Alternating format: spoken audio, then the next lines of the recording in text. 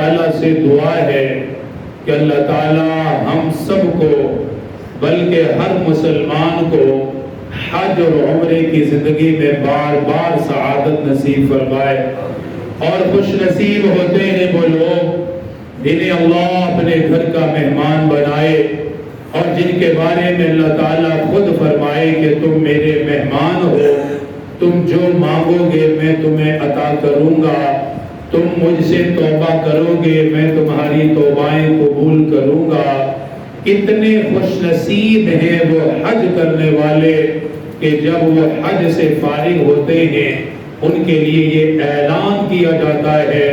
کہ آج تمہیں گناہوں سے اس طرح پاک کر دیا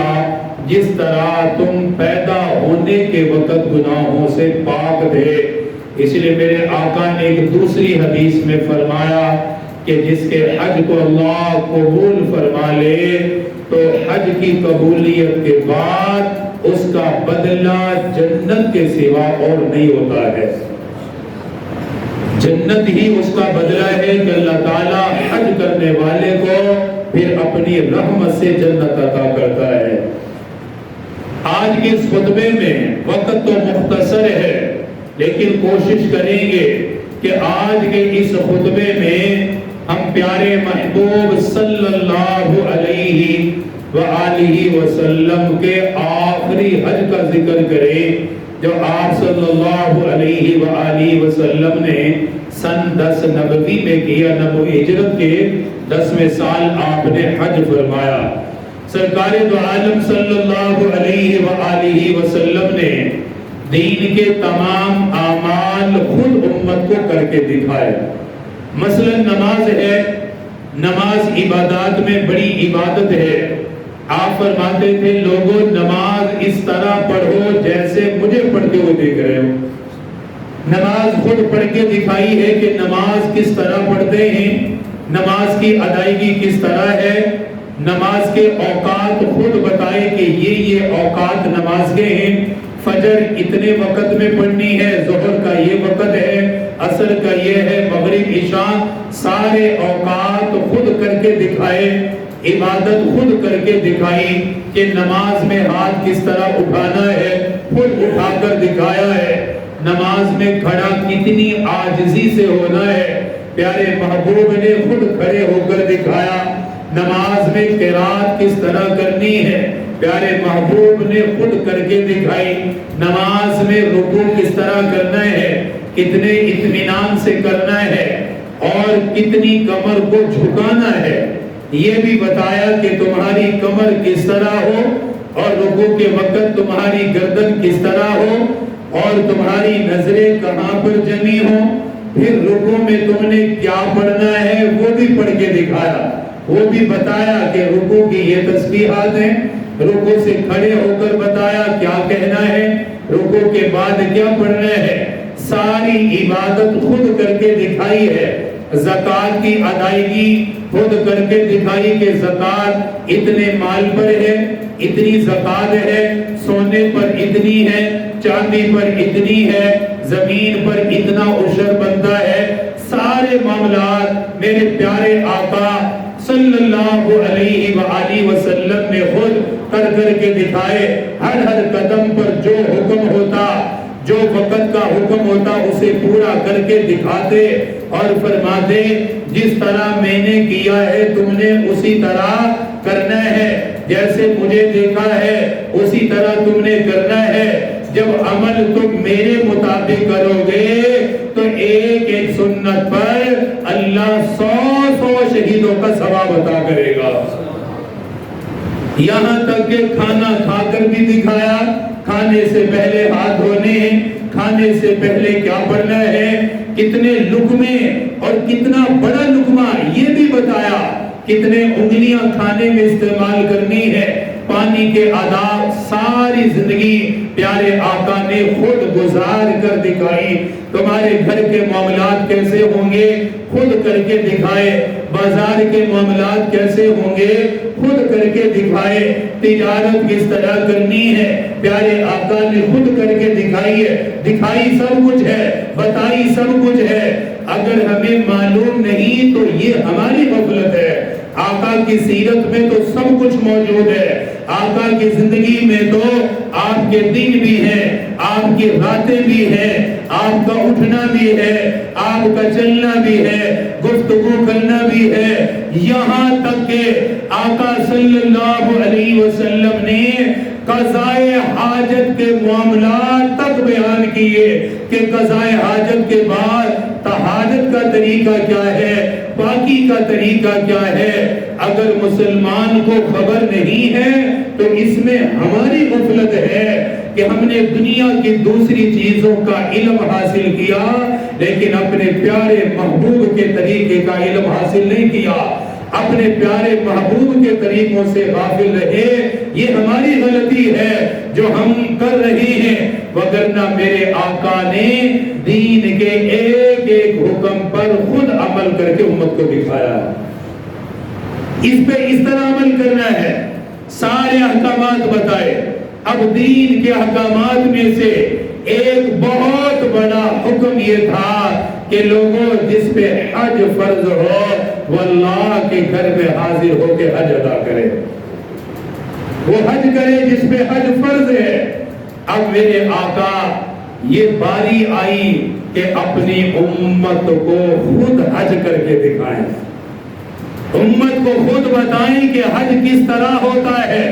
امت کو خود دکھائیں کہ حج کے کتنے دن ہیں، امت کو خود دکھائیں کہ حج کے کیا ارکان ہیں، ان کو پورا کس طرح کرنا ہے، کون سا رکن کس وقت ادا کرنے ہیں، اور حج کے کتنے دن ہیں، طواف کس طرح کرنا ہے،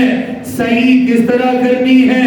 مینا میں کس طرح جانا ہے، عرفات میں کتنا وقت گزارنا ہے،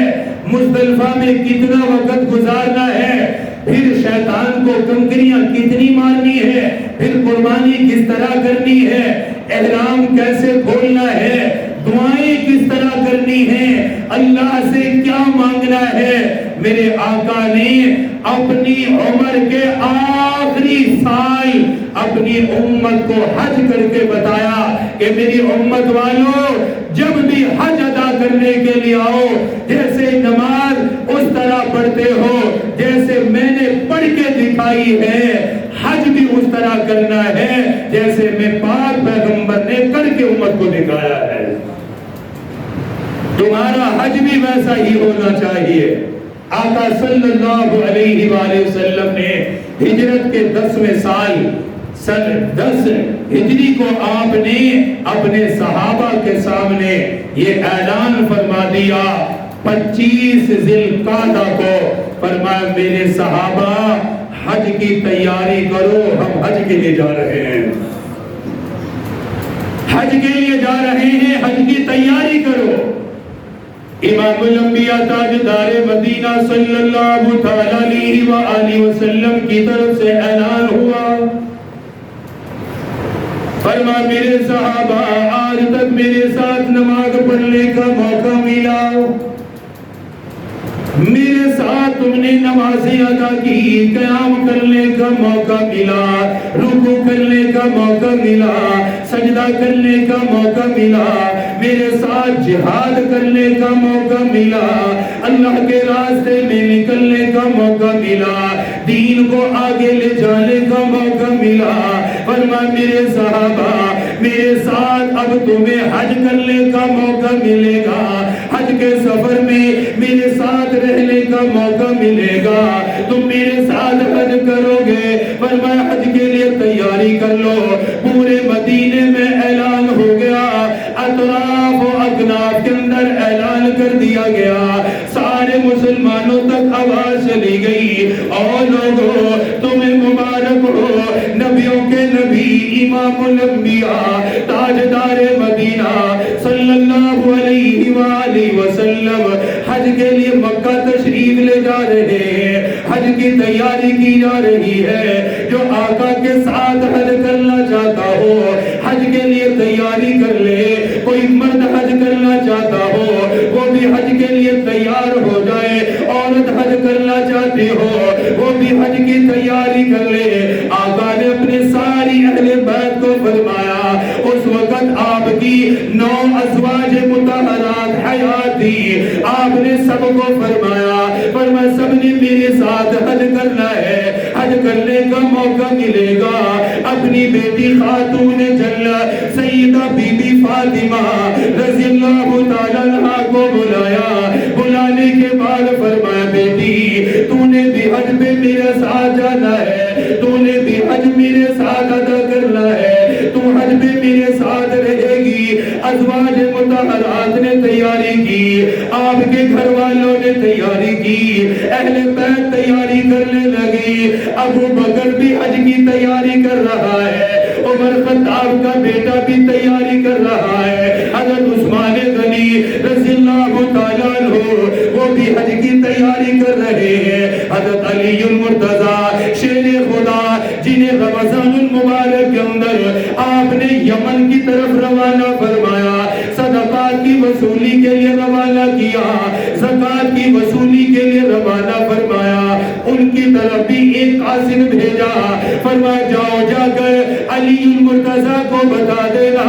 نبیوں کے نبی امام الانبیاء مکہ المکرمہ حج کے لیے جا رہے ہیں، وہ مدینہ نہ آئے بلکہ قافلہ لے کر یمن سے سیدھے مکہ آ جائے، میرے ساتھ حج میں شریک ہو جائے، حج کے ارکان ادا کیے جائیں۔ 25 ذی القعدہ کو آقا ظہر کی نماز کے لیے تشریف لائے، آپ نے ظہر کی نماز پڑھی، نماز پڑھنے کے بعد آپ نے مدینہ سے چلنے کا آغاز کیا، فرمایا چلو اللہ کے گھر کی زیارت کے لیے چلو، طواف کے لیے چلو، صفا مروہ کی زیارت کے لیے چلو، حج کے ارکان کی ادائیگی کے لیے چلو۔ تمام صحابہ کرام جو دائیں بائیں سے آئے، پورے مدینے سے صحابہ کے قافلہ، حضرت جابر رضی اللہ تعالیٰ عنہ جنہوں نے اپنی آنکھوں سے دیکھا فرمانے لگے او لوگوں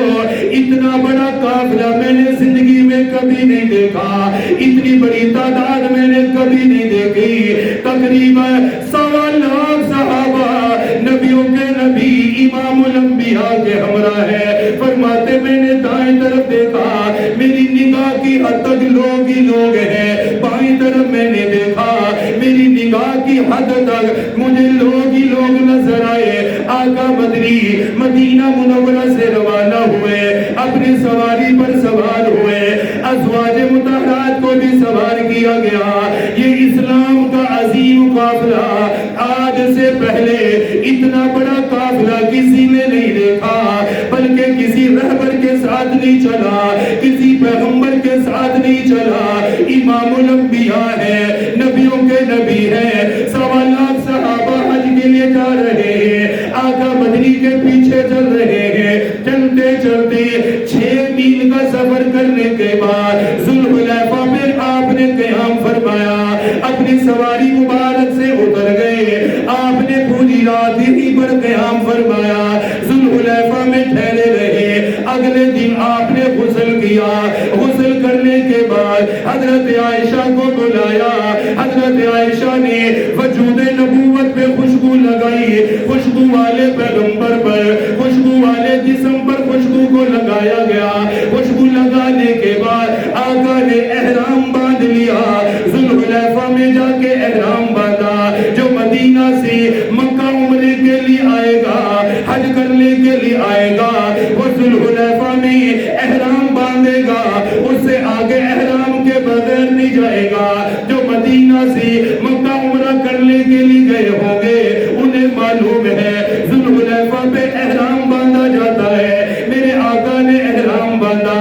احرام باندھنے کے بعد آپ نے 2 رکعت نفل ادا کیے، نفل ادا کرنے کے بعد دعا فرمائی، دعا کے بعد آپ نے اپنی سواری منگوائی، قصوہ اونٹنی لائی گئی، آقا کی سواری قصوہ، یہ سواری بھی کتنی اعلیٰ ہے، یہ سواری بھی کتنی شان والی ہے، جس میں نبیوں کا نبی امام الانبیاء تشریف فرما ہوگا، اللہ کے پاک پیغمبر تشریف فرما ہوں گے۔ آپ نے قصوہ اونٹنی منگوائی، جسم مبارک کو اونٹنی پر رکھا، آقا نے فرمایا او لوگو حج کا ارادہ کر لو، عمرہ کرنے کی نیت کر لو۔ آپ نے سواری پر سوار ہونے کے بعد فرمایا لبیک اللہم لبیک لا شریک लब्बैक इन्नल हम्द वन्निअमत लक वल मुल्क। अल्लाह के पाक पैगंबर ने तलबिया पढ़ा, आपके पढ़ने के बाद 1.25 लाख सहाबा इकराम वो भी तलबिया पढ़ने लगे। आसमान और जमीन के दरमियान आवाजें गूंजने लगी, लब्बैक अल्लाहुम्मा लब्बैक। जब 1.25 लाख सहाबा ने कहा होगा, नबियों के नबी इमामुल अंबिया ने तलबिया पढ़ा होगा, आसमान जमीन भी झूम उठे होंगे। तलबिया कहने वाला नबियों का नबी इमामुल अंबिया है, तलबिया कहने वाला हजरत अबू बकर सिद्दीक है, तलबिया कहने वाला ये सहाबा इकराम की जमात है। तलबिया कहने के बाद आपके सवारी को आगे बढ़ाया गया। आका मदनी कुस्वा ऊंटनी पर सवार होकर मक्कातुल मुकर्रमा की तरफ रवाना हुए। कई मकामात पर आपने ठहर कर नमाज अदा की। जहां जहां से हिजरत के वक्त, जहां जहां से फतह मक्का के मौके पर गुजरे थे, सन 10-9 हिजरी में जिस जगह पर नमाज अदा की थी, जहां जहां नमाज अदा करते रहे, सहाबा ने हर हर जगह पर एक मस्जिद को तामीर किया। आका की याद में मस्जिद बनाई गई। आप जब 1 साल बाद हज के लिए आए, आपने देखा जहां जहां मैंने नमाज अदा की वहां पर मस्जिदें बन चुकी है, अल्लाह का घर बन चुका है। आपने हर मस्जिद में रुककर नमाज अदा की, हर मस्जिद में नफल अदा किए, अल्लाह का शुक्र अदा किया। फरमाया मेरे पाक परवरदिगार आपका शुक्र है, जहां जहां से मैं गुजरा वही वही आपका घर भी बनता चला गया। मक्का को फतह करने के लिए आपने कई जगह पर पड़ाव डाला, नमाज अदा की। सहाबा ने उन जगहों को इतनी कदर की निगाह से देखा, इतनी मोहब्बत से देखा, जहां भी नमाज अदा की वही मस्जिद तामीर की। क़यामत तक लोगों को पता चले अल्लाह के नबी यहाँ उतर के नमाज अदा करते रहे, यहाँ पर आपने नफल अदा किए। फिर उन मस्जिदों की शान बढ़ाने के लिए, उनका मर्तबा बढ़ाने के लिए, उनकी तामीर के बाद भी हर मस्जिद में नमाज अदा की, हर मस्जिद में नफल अदा करते रहे, ताकि मेरी उम्मती क़यामत तक जो भी आएगा उसके दिल के अंदर ये एहसास रहेगा, उस जगह पर नमाज पढ़ने का मौका मिल गया जहां मेरे आका ने नमाज अदा की, उस जगह पर नफल पढ़ने का मौका मिल गया जहां मेरे आका ने नफल अदा किए, उस जगह पर दुआ करने का मौका मिल गया जहां मेरे आका दुआएं करते रहे। मैं सबके लिए दुआ करता हूँ, हर आने वाले के लिए, जो अब आ गया, जो बाद में आएगा, अल्लाह सबको उन मसाजिद की ज़ियारत भी अता फरमाए, नवाफिल की तौफीक भी अता फरमाए, दुआओं का इत्माम करने की भी तौफीक दे। आका मदनी चलते रहे। 9 दिन के बाद, 9 दिन मुसलसल सफर करने के बाद नबियों के नबी इमामुल अंबिया आका मदनी मक्कातुल मुकर्रमा के अंदर दाखिल हुए। उस जगह पर दाखिल हुए जहां पर आपकी विलादत हुई, उस शहर में दाखिल हुए जहां आपका बचपन गुजरा, उस शहर के अंदर दाखिल हुए जहां ऐलान नबूवत फरमाया, उस शहर के अंदर दाखिल हुए जहां सबसे पहले अल्लाह का कुरान नाजिल हुआ, उस शहर के अंदर दाखिल हुए जहां कलमे पढ़ने वालों की सबसे पहली जमात तैयार हुई। ये सारे ख्यालात दिल के अंदर है। जब मक्कातुल मुकर्रमा की हुदूद आई, मक्के वालों को पता चल गया, मक्का के रहने वालों को खबर मिल गई, नबियों का नबी इमामुल अंबिया हज के लिए आ चुका है, आका मदनी तशरीफ ला चुके हैं। कैसा वो मंजर होगा, कैसा वो वक्त होगा जब नबियों का नबी कुस्वा ऊंटनी पर सवार है, 1.25 लाख सहाबा है, मक्कातुल मुकर्रमा की सरजमीन है, मक्कातुल मुकर्रमा के अंदर दाखिल होने लगे। आपकी आमद की खबर मिलने के बाद आपके